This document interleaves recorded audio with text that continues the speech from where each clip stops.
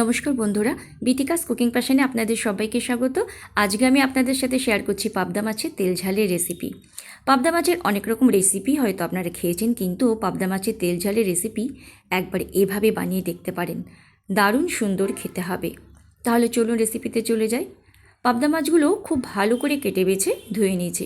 এবারে দিয়ে দিলাম লবণ, হলুদ আর কাঁচা সর্ষের তেল, সব কিছু একসাথে মেখে 10 থেকে 15 মিনিট মতো ম্যারিনেট করে রেখে দেবো। আঁশবিহীন মাছ একটু ফাটে বেশি, ওই কারণে একটু কাঁচা সর্ষের তেল দিয়ে মেখে নিলাম যাতে একটু কম ফাটে। কড়াতে দিয়ে দিলাম 4 টেবিল চামচ মতন সর্ষের তেল, দিয়ে দিচ্ছি পাকা লঙ্কা, পেঁয়াজ আর টমেটো।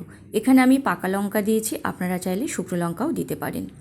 হালকা করে একটু ভেজে নিচ্ছি, তারপরে আমি এটা ঠান্ডা হলে মিক্সিতে দিয়ে বেটে নেব। মাছ ভাজার জন্য কড়াতে দিয়ে দিচ্ছি পরিমাণ মতন সর্ষের তেল। তেলটা গরম হয়ে গেছে, এবারে মাছগুলো দিয়ে দিচ্ছি।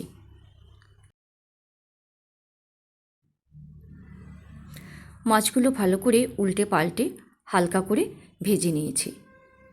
পাবদা মাছ যেহেতু একটু নরম, খুব বেশি নাড়াঘাটা করা যাবে না। মাছগুলো আমি এবার তুলে নেব। মাছ ভাজার পরে যে তেল ছিল, ওই তেলের মধ্যে এবারে ফোড়নের জন্য দিয়ে দিলাম কালো জিরে, শুকনো লঙ্কা আর তেজপাতা। 2 থেকে 3 সেকেন্ড মতো নেড়ে নিলাম ফোড়নটা। এবারে দিয়ে দিচ্ছি আদা বাটা।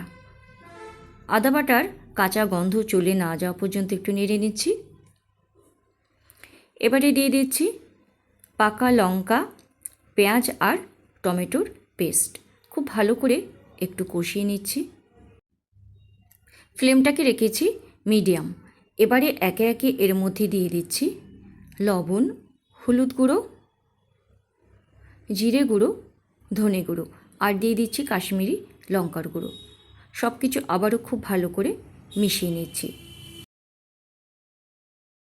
এবারে মশলাটা কষাতে কষাতে যখন ঠিক এরকম কালার চলে আসবে, তখন আমি এর মধ্যে দিয়ে দেবো পরিমাণ মতন জল।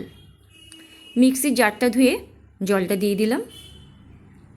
গ্রেভিটা ফুটে না ওঠা পর্যন্ত একটু অপেক্ষা করতে হবে। গ্রেভিটা ফুটে গেছে, এবার এর মধ্যে ভেজে রাখা মাছগুলো দিয়ে দিচ্ছি। মাছগুলো দিয়ে ঢাকা দিয়ে আমি 2 থেকে 3 মিনিট মতো মিডিয়াম ফ্লেমে রান্না করে নেব।